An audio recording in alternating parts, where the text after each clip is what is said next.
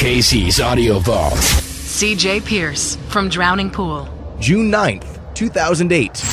What's going on there, Casey? Not much. How about you? Where are you at today? We're cruising along Oregon. We're supposed to stop off in Portland, and then tomorrow I think we're going to cross over to Canada. Have you done much touring in Canada? We've been there a couple times. You know, we've been going since 2001. I think the first time we went was with the Finger 11. We went there a couple times with Finger 11 and Disturbed. How do you feel with the new singer, new label, new management, new record? It's all new, man. It's great. Hopefully it's moving up forward finally, you know. Finally? Does it feel like it's taken a while? Yeah, you know, we went through a lot with our last manager and all that kind of stuff, but as does most bands. So it's definitely like starting over again from scratch, and, you know, it's kind of why we call the record Full Circle. You know, we're all having fun again, and we feel like we're with better people, better management, better record company. And it felt good getting back in the studio with your old buddy Ryan? Yeah, man. Actually, this experience in the studio was probably the easiest we've had. I don't know if it's just, you know, the longer you do it, the easier it comes, or, you know, Ryan just has a good voice that fits with our music. So it's a pretty easy process, man. It was a lot of fun. You're pretty popular with Soldiers, and I guess you've was it Baghdad that you went to? We went to Iraq and Kuwait. Okay. So, yeah, we were in Baghdad as well, Camp Victory. How was that, actually, meeting these guys? Man, it was definitely the most awesome thing I think we've ever been able to do. You know, another thing, too, it's not just about, you know, American troops. I mean, we played a lot of coalition bases where we played for troops of all different kind of countries. You know, the whole thing with Soldiers is just kind of a tip of the hat, kind of a thank you to all the men and women from wherever, you know, essentially fighting for peace. But, yeah, man, it was cool to go over there and kind of take everybody to a rock show, kind of get them out of that mind frame. You know, they're over there for like a year or 2 years, you know, in a war zone. And here we are, we're coming to put a rock show on, and you can just tell it kind of brought them home for a little while.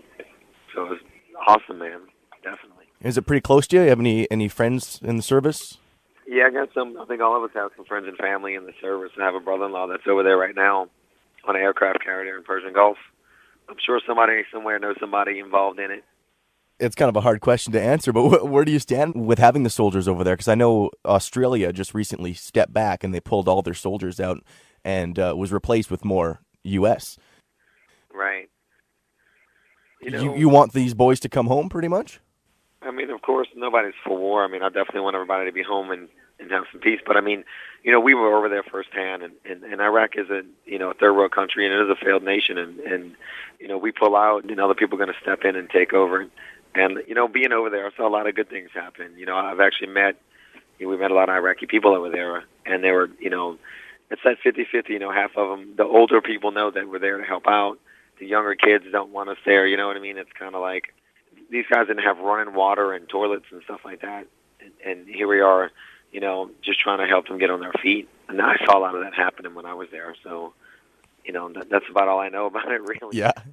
I mean, you can't believe everything you see on the news. They only give you this negative. They don't really give you any of the positive news.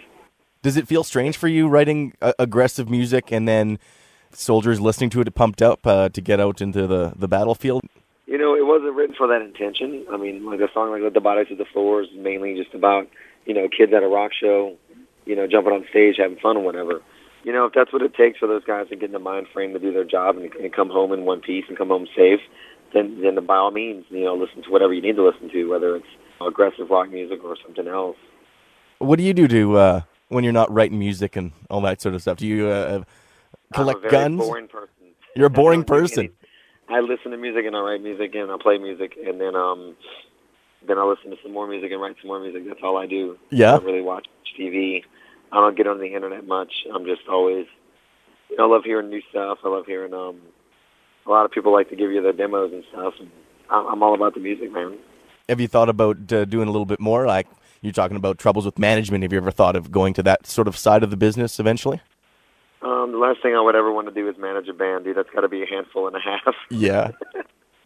I wouldn't want to have to deal with me every day. But being like an A&R guy, just if you know kids or younger bands giving you demos and kind of like help them out. Yeah, I've definitely. I've already sent a few things here and there.